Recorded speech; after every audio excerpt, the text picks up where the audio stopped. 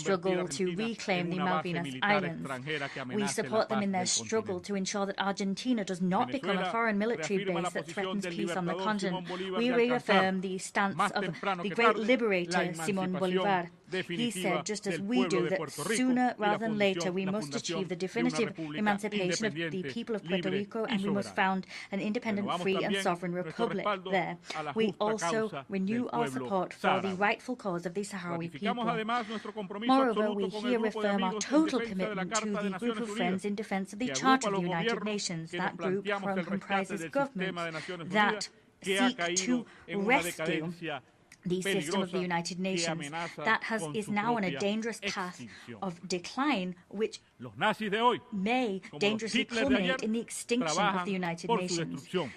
The Nazis of today, just like the Nazis of Hitler yesterday, are working to destroy the United Nations. We are striving to restore its dignity and to make it ever stronger. President, today, we reaffirm that the Venezuelan people will continue upon the path that they have freely chosen for themselves. The world must know that Venezuela is prepared to continue walking the path opened up for them by Simón Bolívar and the freedom fighters from America. We have given shape to a powerful national union. We stand together. We say before the world that Venezuela has never been, is not, nor will it ever be a threat for any nation whatsoever. Venezuela has been, is, and always will be a beacon of hope in terms of building a new humankind, building a world of equals without empires, with no blackmail and no threats. We will usher in a world where colonialism, slavery, and exploitation are vanquished once and for all. A world in which peace can grow stronger. And, as the poet and Venezuelan singer Ali Primera said, a world where humankind is human. Thank you, President. Muchas gracias al señor ministro de Relaciones Exteriores de la República Bolivariana de Venezuela.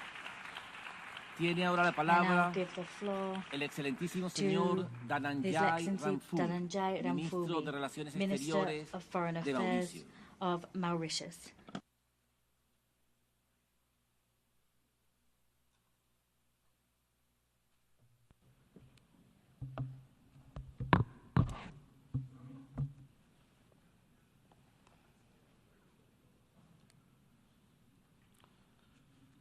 Your Excellency, the President of the General Assembly, Your Excellency, the Secretary General of the United Nations, Excellencies, distinguished delegates. 80 years ago, in the aftermath of the atrocities and horrors of the deadliest conflict in human history, the UN Charter was signed as a promise that future generations will be spared from the scourge of war. States would pursue global peace, international cooperation would be the cornerstone of our shared prosperity and progress, and human rights would be protected. The theme, Better Together, 80 years and more for peace, development, and human rights, resonates deeply with these founding ideals of our organization. There can be no peace without development, no development without peace, and neither peace nor development are sustainable without respect for human rights. The UN has stood as a beacon of hope by, amongst others, catalyzing decolonization, adopting the Universal Declaration of Human Rights, deploying over 70 peacekeeping operations, leading global efforts in times of pandemic, providing food aid to millions of people, and working in over 170 countries to help eradicate poverty, reduce inequalities, and build resilience. These are not just facts and figures, these are testimonies of what we can achieve by working together in good faith with a common purpose. These are demonstrations of how the UN is making a difference in people's lives. Unfortunately, behind these figures also hides the continued suffering of hundreds of millions of our fellow humans living in conflict zones, subject to violations of their human rights, and for whom basic human needs remain a dream. The winds of conflicts are blowing across almost all continents, all marked with blatant violations of international law. Each of them represents the failure of humanity to protect its most vulnerable. Each of them is a failure of diplomacy and the upholding of international law. In addition, protectionism and the consequences of the COVID-19 pandemic have put at stake the livelihoods of millions of people, especially in the developing world. Chair, relations between states should not be a zero-sum game. For the last 80 years, the UN has been a forum that allowed coordination and harmonization in the pursuit of common goals. For the continued relevance of the multilateral decision-making system, its legitimacy has to be restored. It should respond to the needs of all, and especially the global South. We welcome the holding of the various conferences this year, bringing together the world community to chart the path for future cooperation for our common good. For instance, we met in Nice for the Ocean Conference and in Sevilla for the Conference on Financing for Development.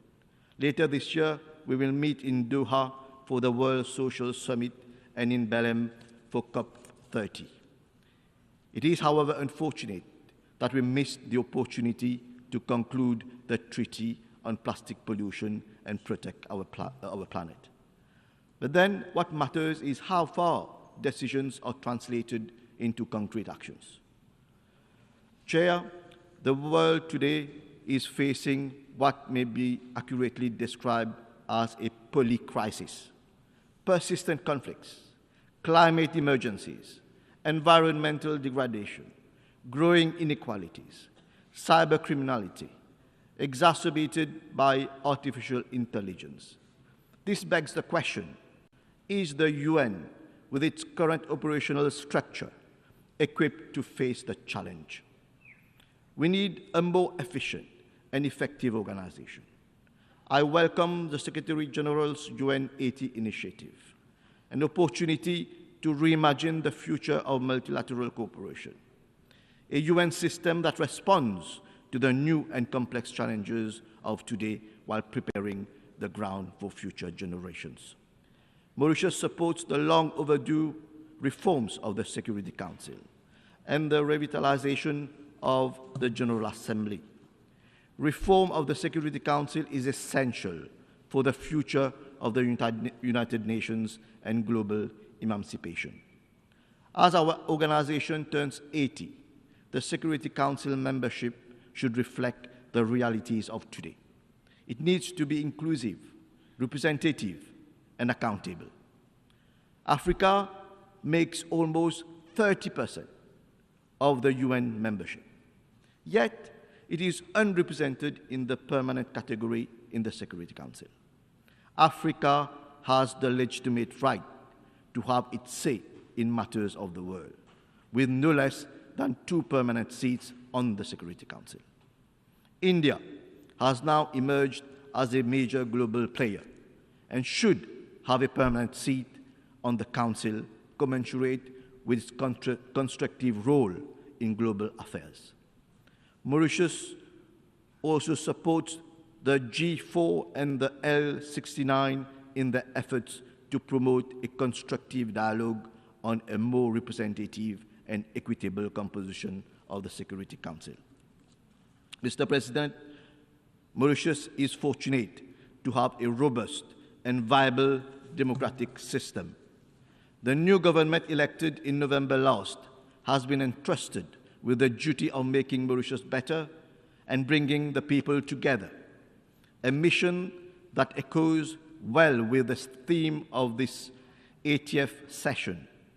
Mauritius will continue to place people at the center of its national development, with particular focus on women, youth, and vulnerable groups.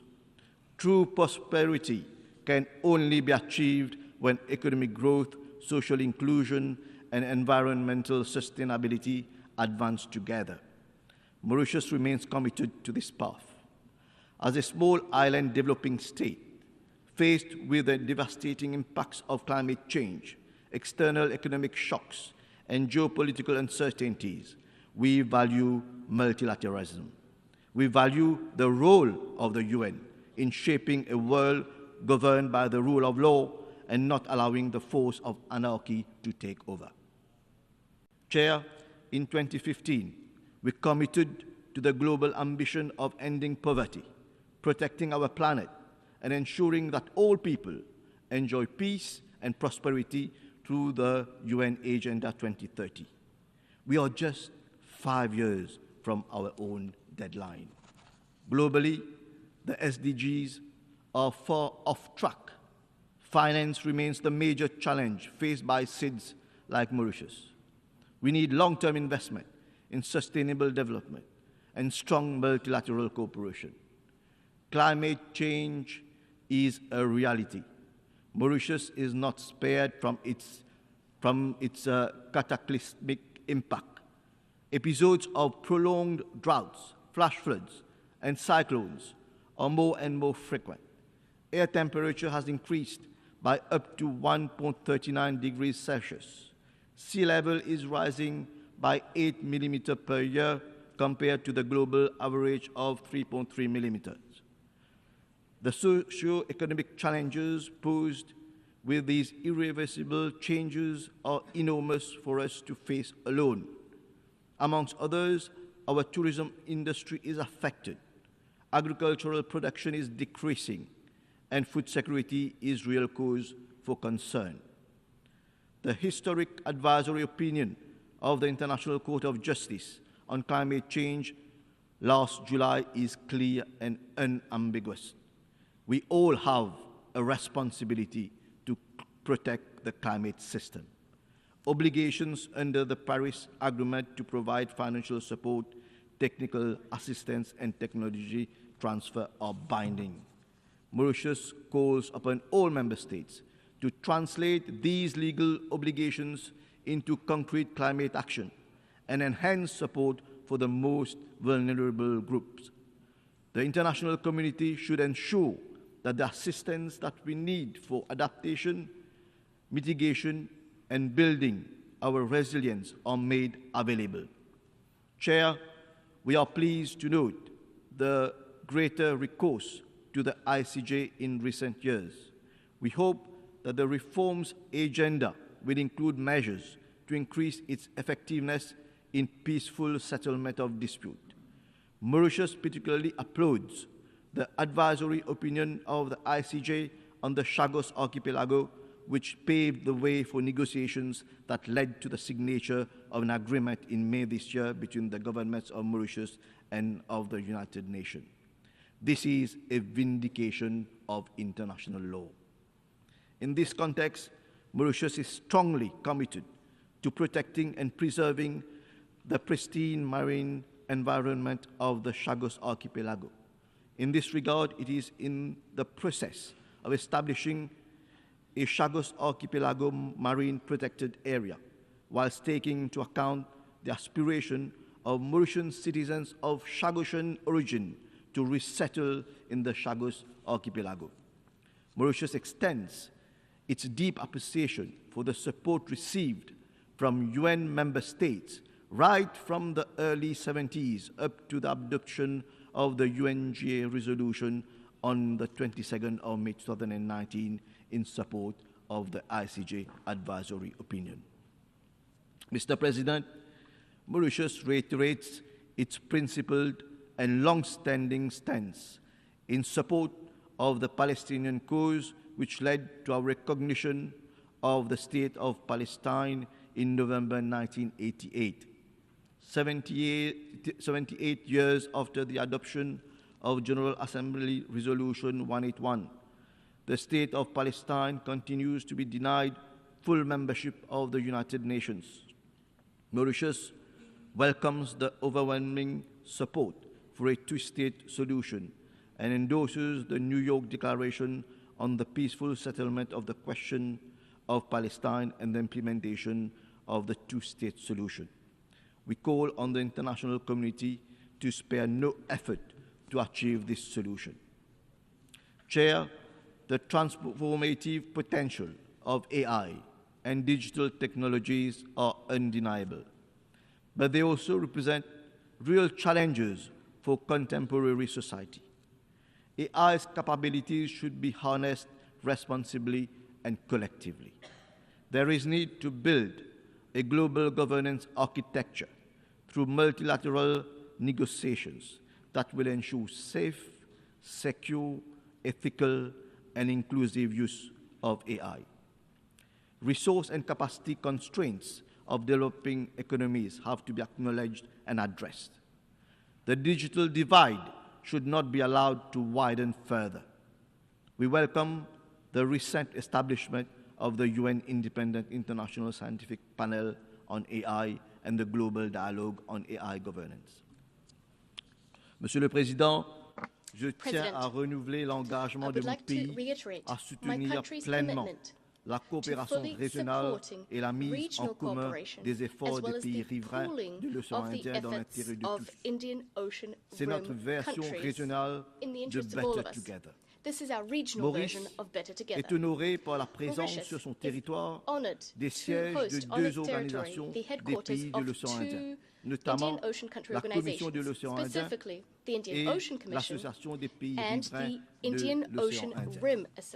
Nous avons conclu en 2012 un accord avec les Seychelles pour l'acquisition d'une vaste zone maritime. Nous travaillons pour sa mise en œuvre. Je tiens à rappeler qu'après la reconnaissance de notre souveraineté sur l'archipel des Chagos par le Royaume-Uni, Maurice s'attend au même dénouement en ce qu'il s'agit de notre souveraineté sur l'île de Tromelin. To conclude, Chair, let me reiterate our strong conviction that we are indeed better together. And to continue to be better together, we must adapt, reform, and reinvigorate the UN. In this regard, the Pact for the Future charts a new course for international cooperation. Let us rise to the challenge. Let us be bold in our actions, compassionate in our leadership, and united in our resolve. No one should be left behind. Thank you. Muchas gracias al ministro de Relaciones Exteriores de Mauricio. Tiene ahora la palabra el excelentísimo señor Robert Comlan Edo Dusey, ministro de Relaciones Exteriores de Togo.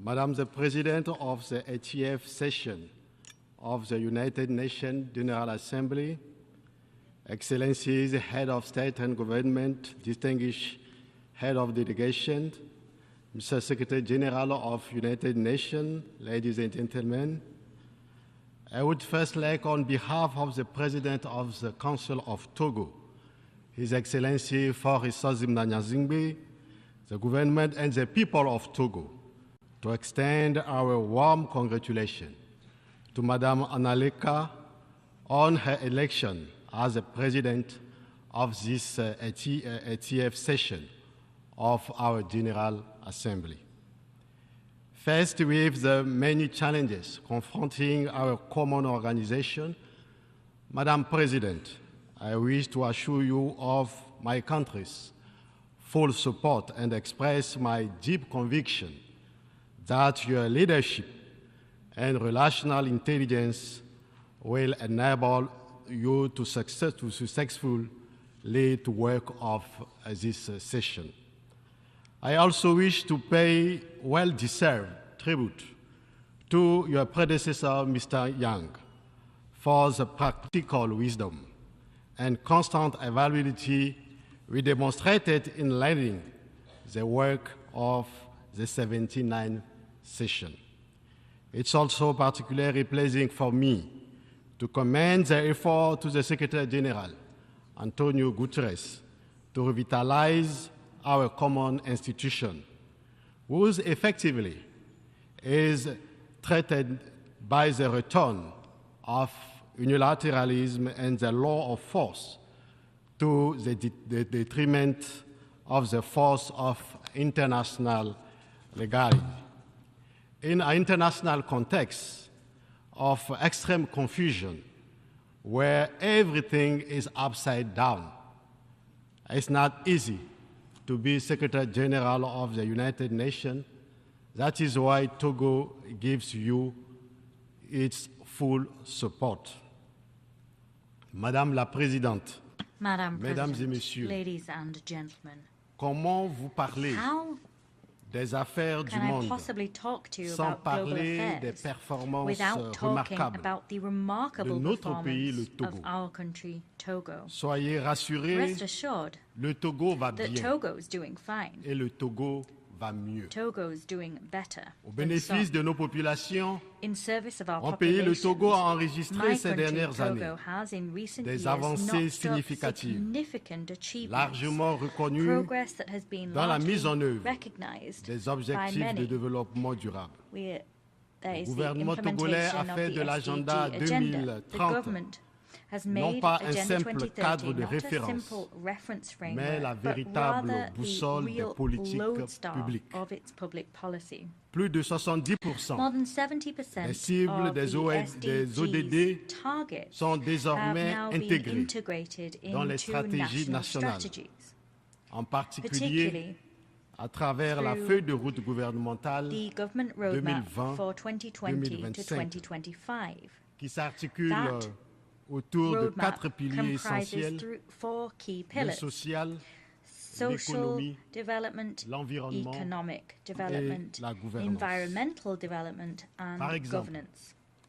au Some titre examples des of our réformes work liées à now. l'amélioration des We have systèmes reforms that have de been gestion des done finances to publiques improve the et de public finance pilotage management des system investissements publics. and Le reforms gouvernement of our togolais a public mené des investment actions system. remarquables And to que je improve m'amuserai things à on vous these citer. fronts, we've done La remarkable work. digitalisation et la We've seen the simplification digitization and des simplification procédures of fiscales et tax and douanières customs procedures. ayant accru And that la has mobilisation des led recettes fiscales to de l'Office togolais des the recettes, increased tax revenue being l'opérationnalisation collected by the Togolese du tax guichet office. unique We've de dépôt des états operationalized a financiers one-stop shop qui permet de for faire un tax seul dépôt collection d'états financiers and numérisés, for the le submission of renforcement du accounts. That cadre means that juridique people can de submit la commande digitized publique accounts and tax returns avec in one place. notamment We have l'adoption des lois digital relatives issuance aux of land marchés deeds, publics and we et aux have contrats, operationalized our partenariats tax policy unit. public-privé en 2021. We have La possibilité public-private au Togo de partnership tenir work, des audiences and that's en ligne. increased public partnership, La réduction des public-private délais des partnerships. procédures, We can des now, actes in judiciaires, terms of improving our etc., business etc. climate, list the following reforms. Nous You can pouvons have encore vous online donner d'autres meetings. exemples. We've reduced Et de façon générale, waiting time to process les cases différentes through the réformes courts for business opérées recognition, par le etc., gouvernement etc. togolais, So various sous le reforms have leadership been du staged président fort by et sans the government of inaliénable, Togo dans sa feuille de under route the aegis of my 2025, president in ont the permis la 2025 réalisation roadmap. de plusieurs projets que nous pouvons vous This work citer. has led Aujourd'hui, to si vous a number venez of au Togo, a number of projects that we can list before you. In Togo now, 90,7% d'accessibilité géographique aux soins de 96% santé of our depuis territory can 2023, access soit healthcare, une and that's been the augmentation case de since 2023. That's an increase of 19.23% Le on lancement de 2020. l'assurance We've also maladie seen the launch universelle of universal health pour 3 coverage millions for 3 millions de 3 personnes million sont people. couvertes par cette Now, 3 million assurance, people are y covered by compris such health les élèves insurance, couverts including par le the school pupils AMI. covered by school 86% d'accès insurance. en eau potable en 26% 2024, of soit une people augmentation had de access to 26% drinking water in depuis 2024. 2020. That's a 26% increase on 74,5% d'accès 2020. à There is l'électricité now avec la a réduction great de deal la more access dépendance to electricity, and that's énergétique reduced de l'extérieur de dependency on 64% external sources of en energy 2020 and à moins de electricity. 50% en That 2025. dependency has reduced to under 24,8% de la 50%. population 24% vivant of the en dessous du population seuil de are now pauvreté en living below 2025, the poverty line contre versus 51,1% en 51.1% 2020. in 2020. L'accroissement des rendements We've agricoles seen agricultural 2020-2025 income de increase in 11% à 7%, 2025. 17,32% respectivement pour les filières maïs, Maize, riz, rice, le manioc cassava, et and le soja. soya sectors have all seen their revenues 4 increase by kilomètres de pistes rurales 32%. aménagés A lot et of our coastline 485 has kilomètres been de routes bitumées protected construites against et erosion. We've réhabilitées had a lot of sur roads tout le tarmacked properly territoire and restored à fin across our décembre territory 2024.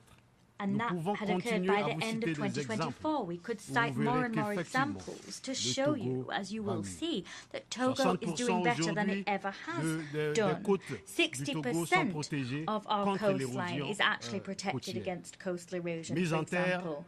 We've also planted 40 million more plants across 48,000 hectares. These various achievements all form part of our implementation of our government roadmap. And all of these initiatives have allowed us to accelerate the pace of economic growth in Togo. So we increased that growth to 7% in 2025, and we brought inflation under control. By way of example, the 2024-2025 report of the UNDP on the Human Development Index emphasized how far Togo has come in terms of income, education, and life expectancy. Dans la zone UEMOA, in the zone covered by the Economic Monetary Union of West Africa, we are one of the only two countries classed as having medium human development, and we are second in the region in the Human Development Index. In the ECOWAS sphere, Togo ranks 4th on the Human Development Index. These results, ladies and gentlemen, bear witness to the determination of the Togolese government to combine economic resilience, social stability, and ambition for sustainable development. This in a global context beset by manifold challenges. Madame President, mon pays se modernise. My country et se projette avec confiance vers l'avenir. And is looking to the future with confidence. However, the efforts we've made in that regard are still at risk of being undone by the terrorist threats hovering over the Sahel and the whole of West Africa. I wish at this high rostrum to pay a much-deserved tribute to all victims, both civilian and military, that paid the ultimate price in this bitterly difficult struggle. Madam President, ladies and gentlemen, cette année 2025, in 2025, les Nations Unies ont 80 ans d'existence. Marks its 80th anniversary, 80 years since its birth. Et aussi du bien. And 80 years is the age at which you can say you've become mature and begin to look back at your life and progress made. We've walked a long way together, but we need to overcome obstacles and usher in a fairer world. As such, the world cannot stand idly by and fail to heed cries we're hearing from all corners of the world to change the international order. That was an international order imposed upon us by a handful of states to serve all manner of interests 8 decades ago. Ladies and gentlemen, as you are well aware, the African Union selected a theme for 2025, which was justice for Africans and African descendant persons through redress and reparations. There is a bitter thirst for justice on the African continent, which needs to be understood. And Africa's struggle for reparations should be understood through that lens. Africa is crying out for justice and redress, which is the form that justice needs to take. Africa is calling for justice as a result of having had its resources pillaged. Africa was humiliated through the yoke of slavery, the slavery of its sons and daughters for more than 4 centuries. More than 20 million Africans were snatched from their families. Families were torn apart, and these 20 million Africans were brought to the Americas, where they were enslaved. These souls of millions of men await justice. Africa is calling for justice.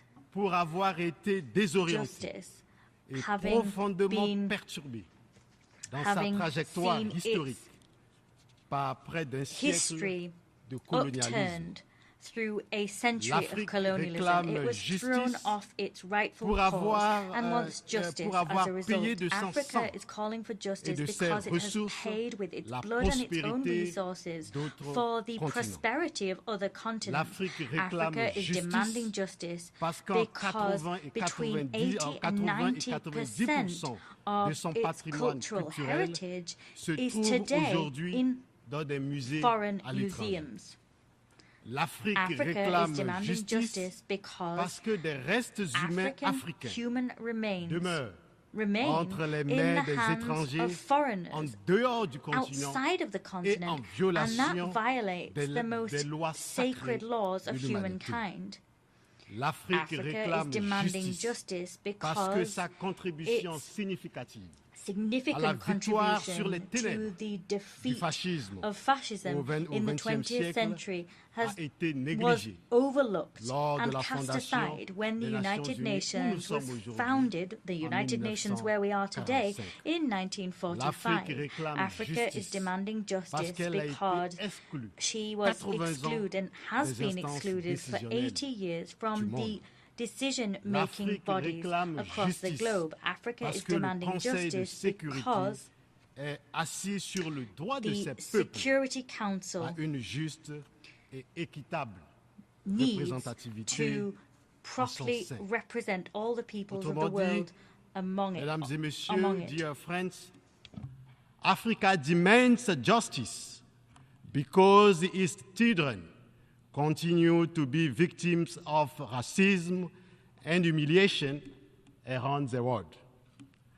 Africa demands justice because, as has been said, there exists a unique and unprecedented moral debt toward African people, which has not yet been paid. Humanity has never been so humiliated as it was through the enslavement of the Forbes and the colonization of Africa, the cradle of our human civilization. Soyez rassurés, mesdames et messieurs. Rest assured, ladies and gentlemen, Africa is not stuck in the past. We do not invoke the memory of slavery here and of colonization to simply reawaken old wounds. We invoke slavery and colonization to build a future of justice and equity for all. Mesdames et messieurs, ladies and gentlemen, pour illustrer to illustrate mes propos, the message I sought to convey above, I wish to begin vous montrer une by carte showing du monde. you a map of the world. Regardez, mesdames et messieurs, Ladies and s'il vous gentlemen, plaît, please look, if you will, cette carte du monde. at this world map. Une carte qu'on a It tous is a étudiée map à that l'école. all of us studied Cette at carte-là. school. This is the On map l'appelle right here. We call un it planisphère. a planisphere. En langage In technique, To use a on l'appelle technical la term, we projection call de it the Mercator. Mercator projection. du nom du cartographe It is named que vous connaissez after tous, a cartographer who you all know, Et the sur cette cartographer carte, vous Mercator. voyez vous-même, And you can see qu'on utilise yourselves tous, il y a un problème. that on this map Si that vous ne we all voyez pas le use, there's a problème, problem. If you je vais can't vous see aider the à problem, comprendre I'm ce going to problème en help tant you to qu'Africain. understand the problem as an À la African vérité, man. la projection Mercator, Candidly speaking, the héritée Mercator du XVIe projection siècle, is réduit something le we inherited continent from the africain 16th century. It d'environ reduces the moitié, African continent tout to about en half its grossissant genuine l'Europe size. et l'Amérique At du the Nord. same time, it swells L'Afrique North America and Europe. s'étend sur plus de 30 Unfaithfully, millions de Africa kilomètres carrés, extends over 30 soit million 3 square fois la kilometers. superficie des In États-Unis. other words, 3 times Pourtant, the sur surface nos area of cartes the du monde, United elle States. However, paraît on à this peine world plus map, vaste. it seems scarcely any bigger.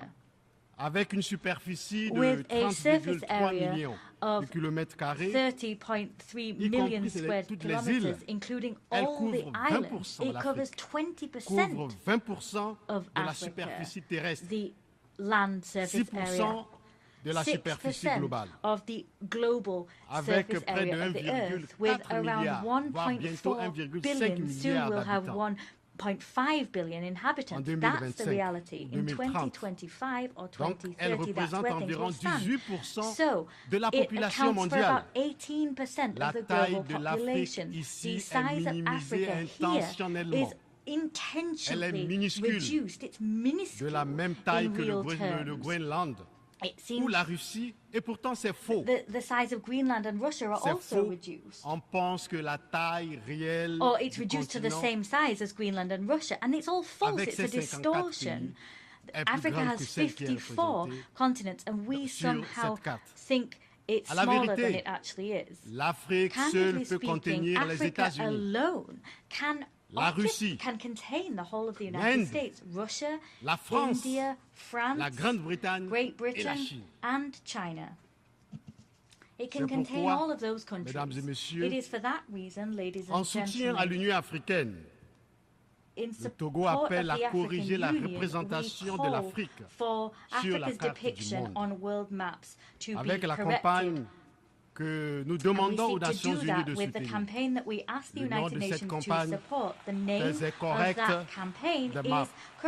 the Map. Il faut décoloniser la géographie.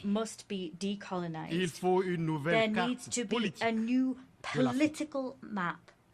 Ladies and gentlemen, you also understand why at the second African and Caribbean Summit, head of the 7th September in Addis Ababa, Ethiopia, Africa and the Caribbean reaffirmed their determination to put the fraternal transcontinental partnership at the service of reparative justice for Africans and African descendants, and emphasize the need to move toward the creation of an African Union Decade for Justice for African and African descent people. I wish here to salute our brothers and sisters in the Caribbean who grasped the meaning of this struggle. You have understood that by standing together for the cause of reparation, we will advance in more effectively. This too is the essence of the Pan-Africanism. A Pan-Africanism for justice and for the cause of reparations. It was the same test for justice that promoted Togo to submit to the deliberative bodies of the African Union, the initiatives that led the decision adopted by the Assembly of Head of State and Government of our continental organization on 16 February 2000 this year to classify slavery, deportation, and colonization as crimes against humanity and genocide against the people of Africa. This decision marks a major event for Africa and people of African descent, for it counters the logical whereby descendant of perpetrators dictate the term of the debate and name the crimes, rather than the rightful have the people who suffer those crimes in the flesh. Mesdames et messieurs, ladies and gentlemen, the United Nations must not remain indifferent to reparative justice. Puisque les crimes et les injustices passées non réparées, the crimes and injustices from the past that are not met with redress and reparative justice will simply fuel crises and conflicts in our age and will fuel those to come even later still. Current crises are fueled by the injustices of the past that are not resolved because people live with the memory of their wounds.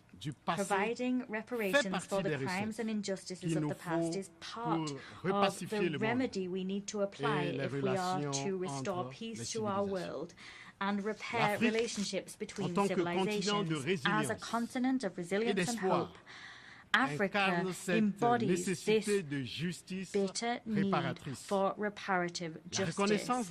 The recognition of past injustices, particularly through tangible actions to bring about reparations, is a vital step towards establishing a sustainable peace and full social cohesion. It is for this very reason that from this high rostrum and in the most solemn terms, I wish to call global public opinion to action. I wish to pique your conscience. You must show the courage, have the courage to tackle the issue of reparation. Today, Africa is standing before the world and demanding reparations. Calling for reparations is not about pointing the finger at anyone. Calling for reparations is an act of working for the good of humankind and for our own well-being. Doing justice for the crimes of the past is to repair history. Repairing history is a step to lifting obstacles so that justice can flow and that more equity can come into our world. Asking for reparations is an act of dismantling systems based on exploitation that continue to influence and shape the lives of several people. Asking for reparations is to save the world from forgetting its own history and keeping the memory of millions of people alive. What we're doing in asking for reparations is seeking to correct the damage done to us in the past. We're seeking to free the world from discrimination and racism. We're seeking to step out of this relentless trap of exclusion and the denial of justice. We expect reparations from the world.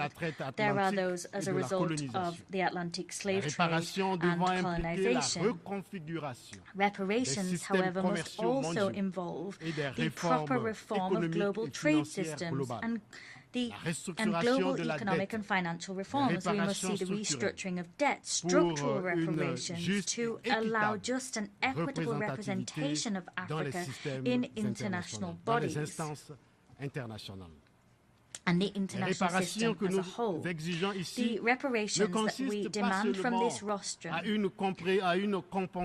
should not simply comprise material compensation. They must also take the form of sustainable investment in education, infrastructure, healthcare, science and technology, such as to allow Africa to develop and to cease to lag behind and to fully enjoy its potential. In the resolution pact for the future, adopted last year by heads of state and government representing the peoples of the world, as when they met together here in New York, we underscored the need together that there was an urgent need to reform the Security Council to make it more representative and tailored to today's world. We now need to move from word to deed. Security Council reform is a matter of reparations and is all about correcting the historic injustice done to Africa and other peoples of the world. The Security Council reform must involve granting permanent seats to Africa. Doing that is a matter of dignity and justice and must be done. It is imperative.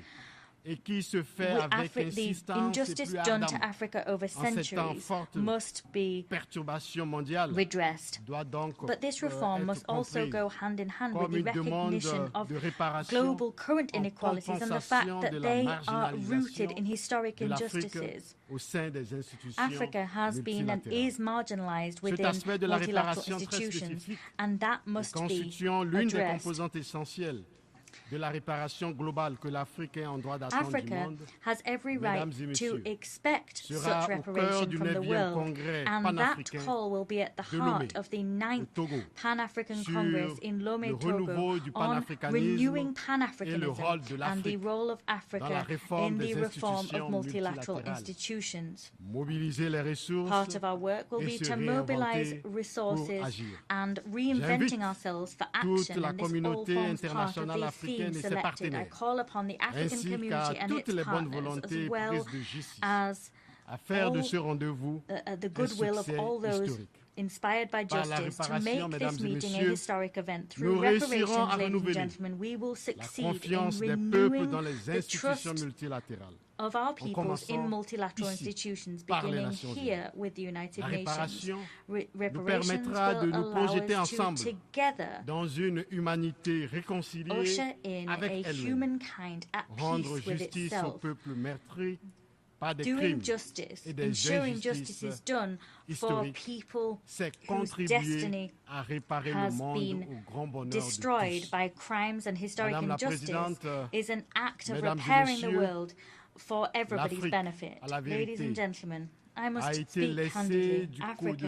a été has laissée been de overlooked côté au cours des over the last 80 dernières années 80 dans la years gouvernance in mondiale. global governance structures. Il est grand temps It is high time de réparer to cette remedy injustice. that injustice. Très rarement, On very rare l'histoire offre des occasions occasions aussi does propices history offer comme celles qu'elle nous occasions offre as aujourd'hui ripe as this one pour changer la to marche du monde. change the course Après tant that the world d'injustices is walking historiques down. contre After l'Afrique, so much historic injustice moment done to est Africa, venu the time has de les come réparer to dans la provide perspective reparations as an d'une éthique ethical de la imperative. repentance To et de la provide reparations reconstruction would be d'une to nouvelle repent for relationnalité. past misdeeds Ce and combat to rebuild que nous menons, a mesdames et new messieurs, stage on n'est which pas un new combat international africain. relations can be established. Il However, s'agit d'un this combat struggle is pour not l'humanité. solely an African struggle. combat pour It que is a jamais struggle plus, for humankind. It jamais is a plus, struggle so that les never again injustices du passé will the injustices of the ne dictent past les shape the inégalités du inequalities présent. of the present. C'est It pourquoi is for nous that reason demandons that we call aux upon the Nations Unies, United à Nations son tour, et pour sa now propre and crédibilité, for the sake of its own de qualifier la credibility traite transatlantique, to classify the transatlantic trade, slave trade, colonization, comme slavery, non and deportation as des not crimes only contre crimes l'humanité, against humanity, mais but et first surtout and des foremost, génocides crimes of genocide contre against des the peuples peoples of Africa. Oui, Yes, c'est un génocide. it is a genocide. Un génocide. A genocide. Et je vous A remercie. genocide. I thank you. Muchas gracias al ministro de I thank Relaciones the Minister of Exteriores de Foreign Togo. Affairs of Togo. Hemos escuchado la última We have intervención heard en el the debate last general de speaker esta sesión. in the general Continuaremos el debate for debate this general meeting. We mañana a will las 9 continue the horas general en este debate mismo salón. tomorrow at 9 a.m. in Se this ha same solicitado el room. ejercicio del The derecho a contestar. exercise of a right to reply Quisiera has recordar been a las requested. I delegaciones wish to que las remind declaraciones en delegations that ejercicio del declarations derecho a made contestar in se limitan exercise a of the 10 right to reply minutos are para la limited to primera 10 intervención minutes for the y a first 5 statement and to minutos para la 5 segunda minutes for the intervención. second Y que statement. deberán formularse These desde sus statements must be made by respectivos asientos. delegations from their seats. Tiene la palabra I now la give the floor República to Islámica the de Irán. Islamic Republic of Iran. Bismillah ar-Rahman ar-Rahim. Mr. President, it is regrettable for the United Nations for humanity and for the cause of justice that an individual who is wanted by the International Criminal Court has been granted the opportunity to address this esteemed body. An individual who bases in the blood of innocent children must not be granted the opportunity to address the United Nations, an organization whose foremost purpose is to uphold international peace and security. This is a disgrace to peace, justice, humanity, and morality. It is preposterous that a regime that persistently violates each and every principle of this organization is allowed to lecture this body instead of being expelled per Article 6 of the Charter of the United Nations. Why should we extend our attention to the address of the representative of the regime whose conduct is diametrically opposed to everything this organization stands for? The Israeli regime is inherently founded on aggression, occupation, oppression, apartheid, and terror. From its very inception up until the present day, this warmongering and expansionist regime has waged tens of wars, invaded not only all countries around it without exception, but also other countries in the region. In the past 2 years alone, it has invaded Gaza and the West Bank, Lebanon, Syria, Yemen, Iran, and Qatar. Yet even this is not enough for this occupying regime, as evidenced by the recent declaration by its criminal prime minister of their illusion to create Greater Israel, a plan that necessitates invading at least 4 more countries. Given this vast, dark resume, is there any question who is the true principal enemy of peace and the main source of insecurity and instability in West Asia?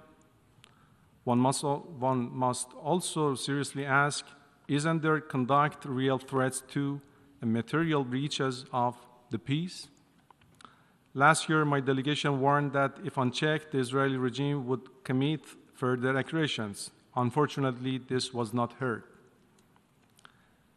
We warn again that if unchecked, the Zionist regime will spare no efforts to drag the entire region into a full-scale war. Accordingly, this regime must be compelled to stop immediately and permanently all its attacks on Gaza, the West Bank, Lebanon, Syria, Yemen, and other parts of the region. This organization has the responsibility to act and must act promptly and decisively. Inaction would only embolden this regime to commit more crimes more brutally. In the past 24 months, this apartheid regime, which is the manifestation of a racist ideology, has killed over 65,000 innocent Palestinian civilians and wounded nearly 118,000 others in Gaza. It continues to brutally use the starvation of civilians as a method of war and resorts to forced displacement of Palestinians in implementing its genocidal projects, particularly in Gaza. Additionally, Palestinian civilians in the West Bank are also subject to daily violence and crimes by the Israeli regime. The Zionists consider themselves a selected ethnicity and consider the indigenous Palestinians as human animals who must be eradicated entirely. To cover up its atrocities and to erase the history of its genocide, this regime makes every effort to silence all voices. That's why during the past 2 years, it has killed nearly 250 journalists, which is more than the combined number of journalists killed in the U.S. Civil War, World War I and II, and the wars in Korea, Vietnam, Yugoslavia, and Afghanistan. Isn't it a direct assault on freedom of the press? Further efforts must also be made by this organization and its member states to prevent terrorist activities conducted by the Israeli regime, the latest of which are assassinations conducted in Lebanon, Syria, Yemen, Iran, and Qatar. Mr. President, one example of the Israeli regime aggression is its 12-day aggression against my country in June 2025, which, among others, resulted in killing over 100 Iranian scientists, high-ranking civil and military officials, and other civilians, including more than 170 women and children. Look at this picture. These are just a few images of Iranian children. Children who, like others around the world, should be in classrooms or playing in the kindergartens right now. But their lives were brutally taken by this child-killing regime during the 12-day war imposed on my country. This aggression and the heinous acts by this illegitimate regime against my fellow citizens and my country were material breaches of the basic principles of international law, in particular, the prohibition of the use of force, a peremptory norm of international law enshrined in this organization's charter. Israel's aggression against Iran is conducted based on a series of fabrications against the exclusively peaceful nature of Iran's nuclear program. For well over 30 years, the Israeli officials, including its current criminal prime minister, have warned of an imminent threat from an Iranian nuclear weapon. Despite all this hue and cry, to date, there has been no report from the sole competent international body responsible for verifying the nuclear activities of states, namely the International Atomic Energy Agency, indicating the diversion by Iran of even 1 gram of nuclear material for making nuclear weapon. Moreover, such fabrication was not endorsed by the United States even during Israel's aggression against Iran. At the same time, one must not forget that, in fact, the clandestine nuclear weapons program of the Israeli regime and its nuclear weapon arsenals constitutes the real source of a serious threat to peace and security in the region and beyond. Today, once again, the Israeli regime made a series of old and new accusations against my country. They are all totally rejected, and I don't want to even dignify them with an answer. This is an unsuccessful attempt to distract attentions away from crimes committed by this regime. It has not only committed all 4 core international crimes, namely the crimes of aggression, genocide, war crimes, and crimes against humanity, but also committed them all systematically, simultaneously, and in the most brutal manner. In fact, like brutality, deception, disinformation, and duplicity are also in the DNA of the Israeli regime and constitute an inherent part of its weapon of mass deception. In fact, however, with all crimes committed by this regime during the past 2 years, no amount of deception and disinformation campaign can cover up its unlawful and inhuman conducts. Finally, the Islamic Republic of Iran fully supports the inherent right of the Palestinian people to self-determination and to resist aggression and occupation using all available means, as well as the inherent right to self-defense of all regional countries against the Israeli regime's aggression. I must also stress that the Islamic Republic of Iran did not and will not hesitate to vigorously defend its territory, people, and vital interests against any aggression. I thank you, Mr. President. Doy ahora la palabra a la representante de India. I now give the floor to the representative of India. Mr. President, this assembly witnessed absurd theatrics in the morning from the Prime Minister of Pakistan, who once again glorified terrorism that is so central to their foreign policy. However, no degree of drama and no level of lies can conceal the facts. This is the very same Pakistan which, at the UN Security Council on 25th April 2025, shielded the Resistance Front, a Pakistani-sponsored terror outfit, from the responsibility of carrying out the barbaric massacre of tourists in the Indian Union territory of Jammu and Kashmir. Mr. President, a country long steeped in the tradition of deploying and exporting terrorism has no shame in advancing the most ludicrous narratives to that end. Let us recall that it sheltered Osama bin Laden for a decade, even while pretending to partner in the war against terrorism. Its ministers have just recently acknowledged that they have been operating terrorist camps for decades. It should come as no surprise that once again this duplicity continues, this time at the level of its prime minister. A picture speaks 1,000 words, and we saw many pictures of terrorists slain in Bahawalpur and Muridke terror complexes by Indian forces during Operation Sindoor. When senior Pakistani military and civilian officials publicly glorify and pay homage to such notorious terrorists, can there be any doubt about the proclivities of this regime? The Prime Minister of Pakistan also advanced a bizarre account of the recent conflict with India. The record on this matter is clear. Till 9th May, Pakistan was threatening more attacks on India, but on 10th May, its military pleaded with us directly for a cessation to the fighting.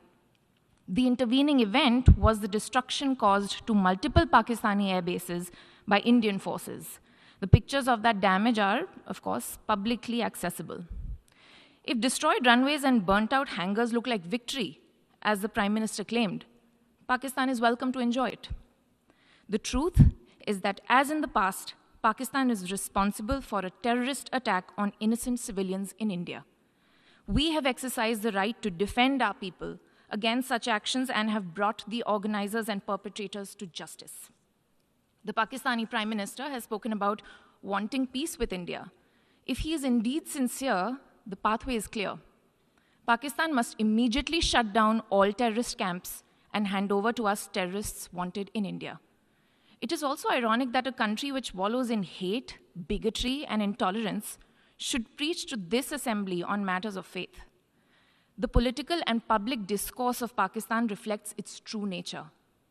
Clearly, a look by them at the mirror is long overdue. Mr. President, India and Pakistan have long agreed that any outstanding issue between them will be addressed bilaterally. There is no room for any third party in that regard. This is our long-standing national position. Where terrorism is concerned, we are making it clear that there will be no distinction between the terrorists and their sponsors. Both will be held accountable. Nor will we allow terrorism to be practiced under the cover of a nuclear blackmail. India will never bow to such threats. India's message to the world is clear. There must be zero tolerance for terrorism. I thank you, Mr. President. Doy la palabra a la representante I give de the floor to Guatemala. the representative of Guatemala. Señor Presidente, la delegación de Guatemala se permite ejercer su derecho de respuesta en referencia a la intervención del primer ministro John Briceño en el debate general la mañana de hoy y manifestar lo siguiente. Guatemala es un país comprometido con los principios de la Carta de las Naciones Unidas, respetuoso del derecho internacional y de la solución pacífica de las controversias. En ese marco fue que sometimos el reclamo territorial, insular y marítimo island and maritime territorial claims to Belize before the International Court of Justice, and we reiterate what the President of the Republic of Guatemala said on Wednesday, 23rd of September 2025 in this very room, and I quote, "The future resolution ruling of the International Court of Justice will put an end to the territorial, island and maritime dispute with Belize. Given that the written submissions have already been finished and we're waiting for the oral hearings next year and awaiting future ruling, we are at an historic opportunity to open a new stage of relationships between both countries. Resolving this dispute peacefully is an example of how even the most complex disputes can lead to peace and cooperation. Guatemala reiterates its commitment to strengthening our bilateral relations with Belize on the basis of mutual respect, peaceful cooperation, and the observance of international law." End of quotation. As we have stated on multiple occasions, including here, we are committed to obeying the court's ruling. When it comes to the incidents mentioned by Belize, these unfortunately took place in both countries.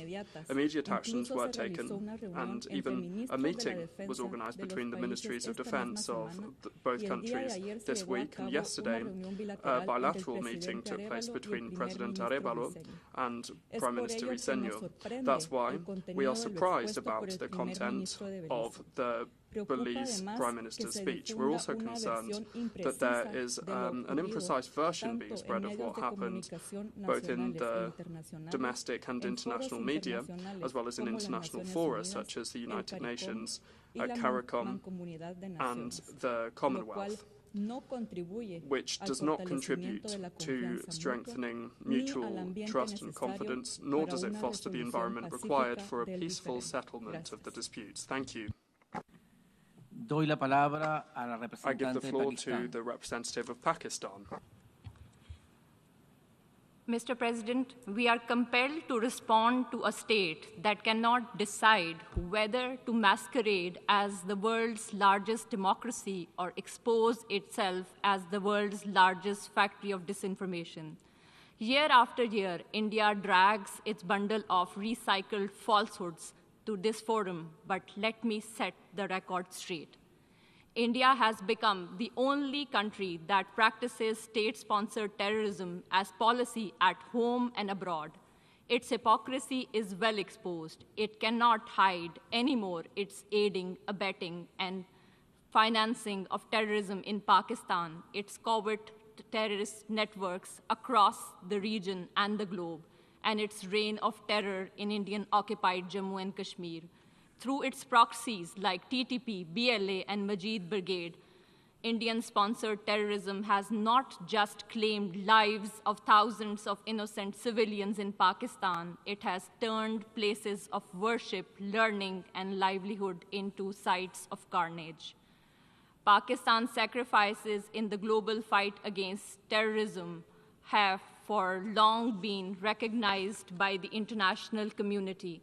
This forum certainly needs no sermon from an aggressor, occupier, and perpetrator of state-sponsored terrorism. Pakistan not only condemned, but also called for credible, impartial, and independent investigation into Pahalgam incident. If India had nothing to hide, it should have agreed to such investigations. After the incident, despite calls for restraint, dialogue, and diplomacy by the international community, India escalated the situation and committed unwarranted aggression against Pakistan from 7 to 10 May 2025, killing innocent men, women, and children. Pakistan has maintained a principled and calibrated approach before, during, and after the conflict, avoiding harm to civilian and civilian infrastructure. India's reckless brinkmanship and provocative posturing exposed its hegemonic ambitions. When its adventurism collapsed into defeat, it resorted to excuses, but the truth could not be concealed. The bubble of hubris has been burst, the myths of military might shattered, and the irrefutable evidence of Indian losses has been provided and well documented by the international community. India's holding in abeyance of the Indus Waters Treaty has unmasked it as a blatant violator of international law. By weaponizing water, which is a lifeline for 240 million people of Pakistan, it has demonstrated that it is a state that threatens regional peace, denies millions right to water, and breaches the sanctity of a humanitarian treaty. Mr. President, persecution of minorities has become state policy of RSS-BJP dispensation. Muslims are lynched for their faith, Christians assaulted for their worship, Sikhs for their identity, and Dalits dehumanized for their caste. The world has not forgotten Gujarat, where thousands of Muslims were butchered under the state patronage. Delhi, when mobs rampaged while police looked away. Manipur, where hundreds were killed and thousands were displaced. India's record is written not only in blood, but also in words. Hateful rhetoric from the highest leadership, open calls for genocide, and a pliant media feeding bigotry. In incredibly intolerant India, Islamophobia today is institutionalized in law, normalized in politics, and glorified in the media. Beyond its borders, India bullies neighbors, blocks regional cooperation, exports violence abroad through extrajudicial assassinations, and funds proxies to destabilize the region. This is the face of new India. Islamophobia at home, aggression abroad, with Hindutva ideology at its core.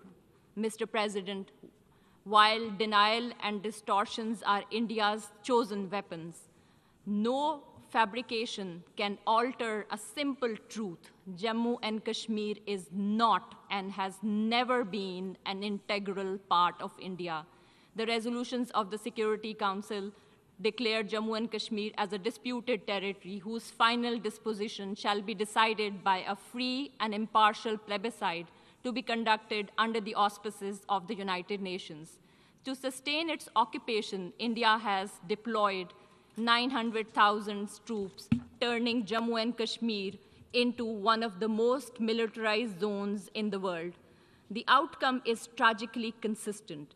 Imposition of draconian laws and thousands of fake encounters, enforced disappearances, unmarked graves, custodial killings, systematic sexual violence, and regular media blackouts. Since 5 August 2019, India has accelerated its settler colonial project through unlawful demographic engineering in a territory where decolonization remains unfinished. Mr. President, unlike India, Pakistan is committed to peaceful coexistence, mutual respect, and regional stability. But we have made it absolutely clear India has no license to violate our territorial integrity and sovereignty and kill innocent civilians. If aggression is imposed on us, we will respond, and we do that with courage, resolve, and strength, as we did in Operation Banyanul Marsoos. Pakistan will continue to expose India's hypocrisy, its occupation, double standards, denial of human rights to the Kashmiris, and its disinformation war.